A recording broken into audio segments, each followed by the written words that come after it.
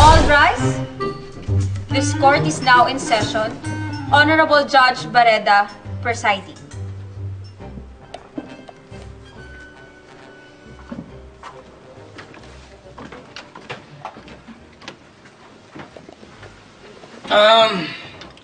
Bago tayo mag-umpisa, gusto ko lang sabihan na umupo muna kayo. Salamat po.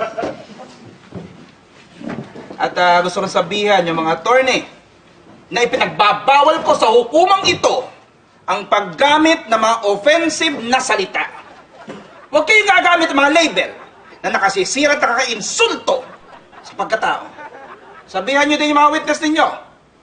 Nagkakaintindihan ba tayo? Do we have an understanding? Yes. Yes, Your Honor. Yes. Okay? Opening statements ng defendant. Attorney? Good afternoon, Your Honor, and sa lahat ng nandito ngayong hapon.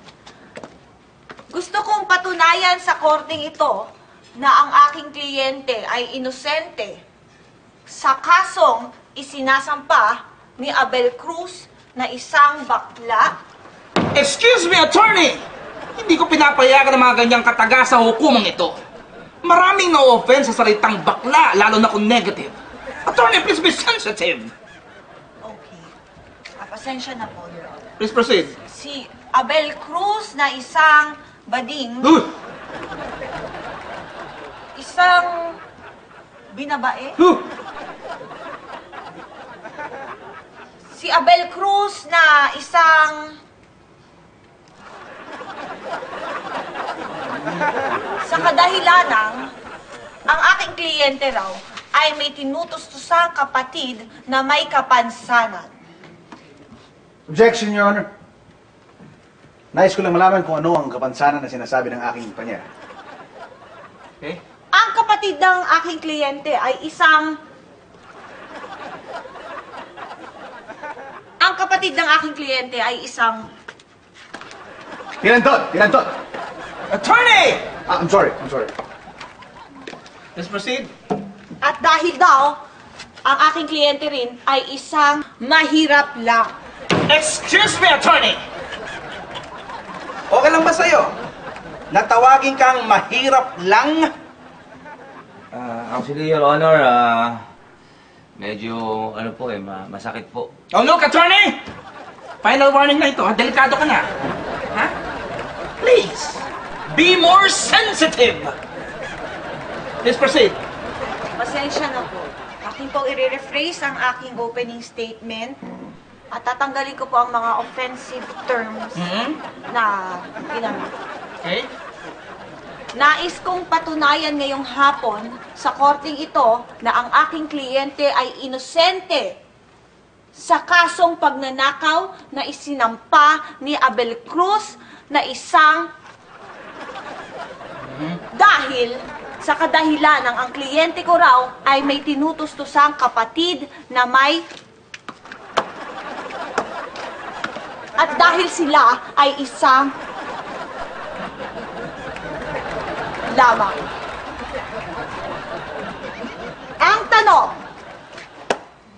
sapat bang basihan ang mga yon para makulong ang aking kliyente?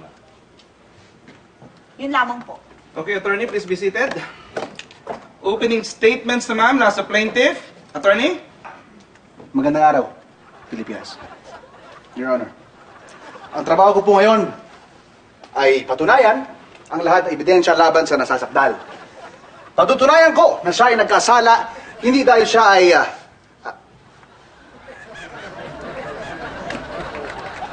at hindi dahil ang kanyang kapatid ay may...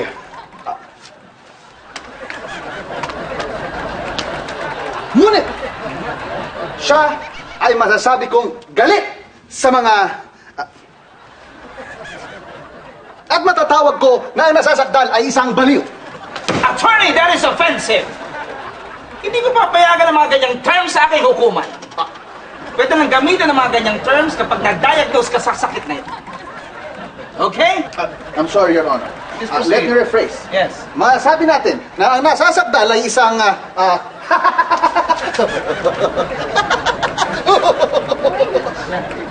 Dahil, nagalit siya. Dahil ang feeling niya, tinawag siyang pangit. Attorney, bawal din ang paggamit ng salitang pangit. That is offensive. Ha? Pati ba naman pangit? Okay, I will rephrase again. Okay, attorney. Nagalit siya dahil akala niya, tinawag siyang... Attorney, are you insulting me? No, but you get it. I get it. Yes. Please proceed. Akala niya tinawag siyang gano'n. Pero ang kliyente ko, nagsasalita lamang ng... salitang... Alam mo na. Yeah? I got it. Yes. Okay. Mag-break muna tayo. At pagpapatuloy natin ang hukumang ito. Attorney, pumunta kayo rito. I need to speak to you. Huwag kayong mag-alala. Ayusin ko to. Ayusin ko. Kumain muna. Yes, Judge. Mag-usap tayo mabuti. Magte-testimonya ba yung witness mo?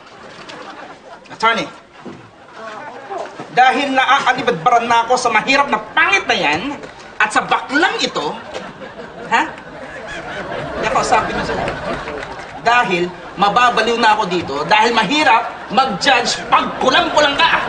Okay? Nakakasira ang ulo. O tanda, doon ka. Taba, doon ka. Masira ang ulo pala ito eh. Grabe ka na, Judge. Pangit ah.